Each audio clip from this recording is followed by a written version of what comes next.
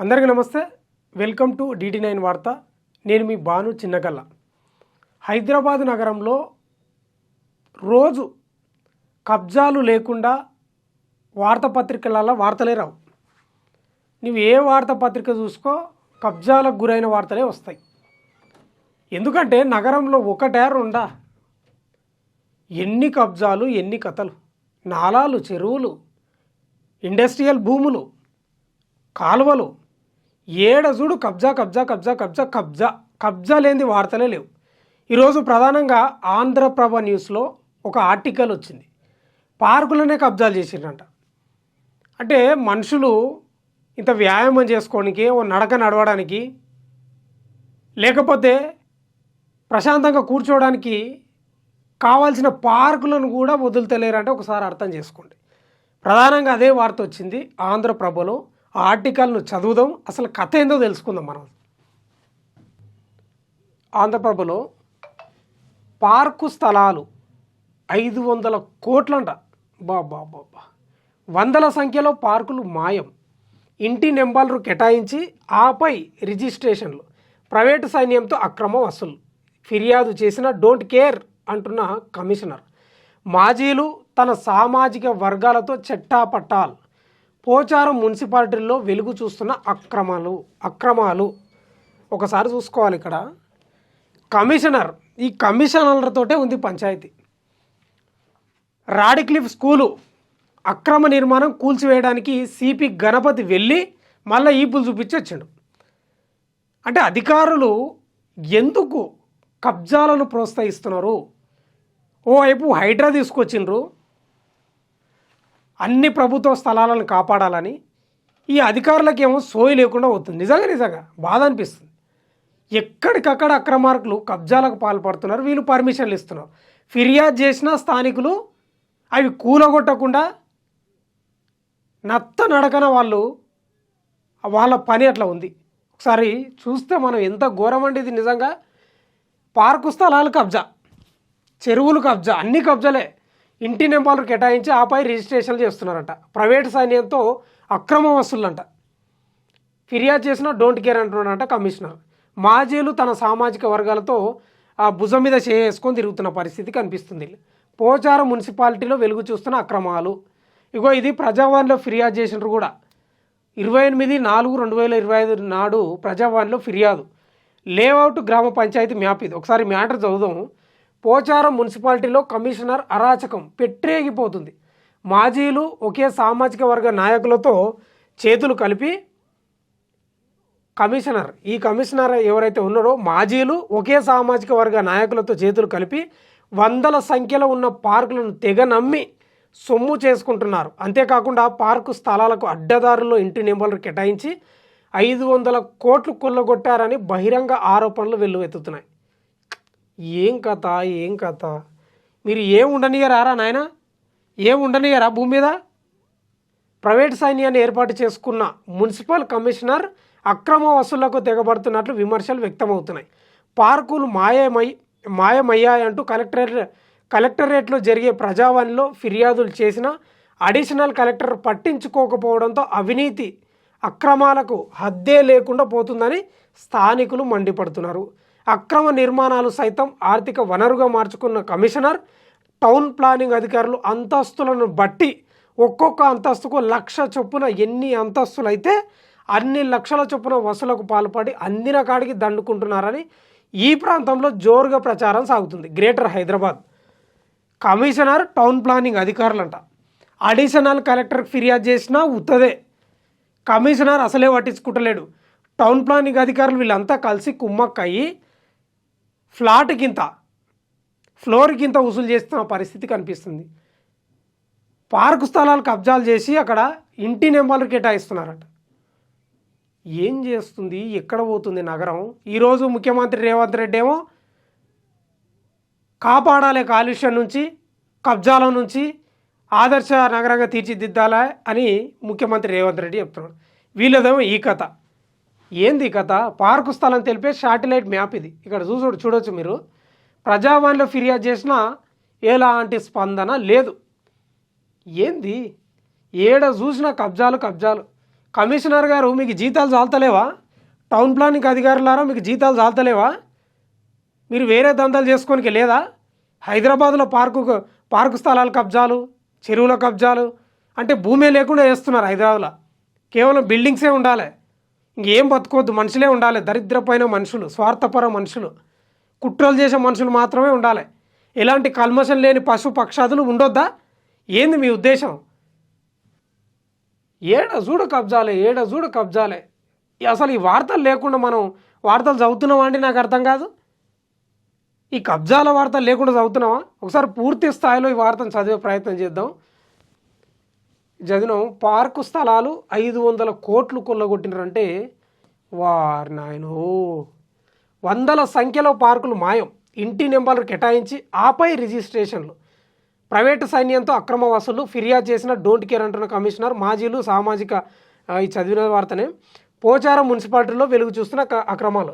ఈ పార్కు స్థలాలు అనేది చాలా ఏళ్ళ నుంచి నడుస్తుంది. ఈ ప్రభుత్వంలో కాదు, బీఆర్ఎస్, టీడీపీ, కాంగ్రెసు, అప్పుడు రాజశేఖర రెడ్డి పీరియడ్లా గత కొంతకాలంగా నడుస్తుంది. కానీ బీఆర్ఎస్ వచ్చిన తర్వాత ఈ అక్రమాలకు ఎక్కువైపోయింది.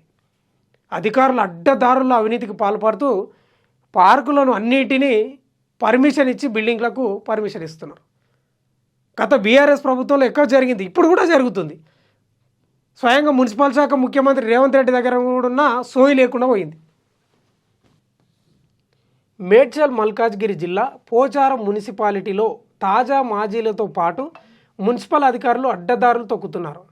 సత్యసాయి హౌసింగ్ కాలనీలో 1050 గజాల పార్కు స్థలం కబ్జాకు గురైందని స్థానికులు గగ్గోలు పెట్టినా కమిషనర్ ఎటువంటి చర్యలు తీసుకోలేదని స్థానిక ప్రజలు ఆగ్రహం వ్యక్తం చేస్తున్నారు. ఇక్కడ సత్యసాయి హౌసింగ్ కాలనీలో 1050 గజాల పార్కు స్థలం కబ్జాకు గురైందంట. అక్కడ ప్రజలు, స్థానికులు కమిషనర్కు చెప్పినా కూడా పట్టించుకొని పరిస్థితి. అంటే కమిషనర్కు ఎన్ని కోట్లు ముట్టింటాయో ఒకసారి అర్థం చేసుకోవాలి, ఎంత అవినీతికి పాల్పడింటాడో అర్థం చేసుకోవాలి. ఫిర్యాదు చేసినాక చర్యలు తీసుకోవాలి కదా, సిగ్గుండాలి కదా. ఫిర్యాదు చేసినాక ఎందుకు కబ్జా అయింది, ఎవడు కబ్జా చేసిండు, ఎవడు ఆడ అనేది చర్యలు తీసుకోవాలి కదా. నువ్వు తీసుకుంటలేవంటే నీకు పైసలు ముట్టాయి. ఉమ్మడి ఆంధ్రప్రదేశ్ రాష్ట్రంలో ఉన్నప్పుడు పోచారం గ్రామ పంచాయతీ హయత్నగర్ తాలూకా, రంగారెడ్డి జిల్లా అన్నోజిగూడెం గ్రామ సర్వే నెంబర్ 18-19లలో సుమారు 7 ఎకరాల భూమిలో గ్రామ పంచాయతీ లేఅవుట్ వేసి 1050 గజాలు పార్కు స్థలాన్ని కేటాయించారు. కాలక్రమేణా భూములు రేట్లు ఒక్కసారిగా ఆకాశానికి తాకడంతో అక్రమార్కుల చూపు పార్కు స్థలంపై కూడా వాడిందట. చూడు ఎట్లు చూడు కథ. దీంతో కొంతమంది తాజా మాజీలు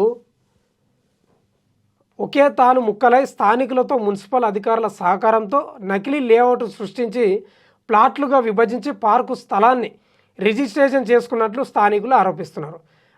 ఆక్రమణదారులు తమ పలుకుబడిని ఉపయోగించి 400 గజాల పార్కు స్థలంలో ఇంటి నిర్మాణం చేపట్టారు.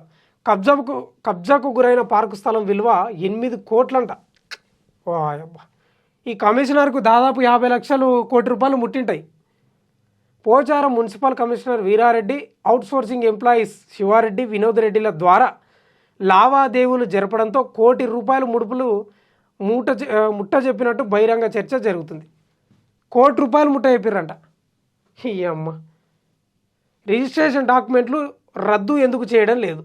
మున్సిపల్ కమిషనర్కు ముడుపులు ముట్టకపోతే పార్కు స్థలంలో గజం స్థలం కూడా పోనివ్వడని స్థానికులు పేర్కొంటున్నారు. ముడుపులు పుట్టంది, గజం స్థలం కూడా పోనీయడంట.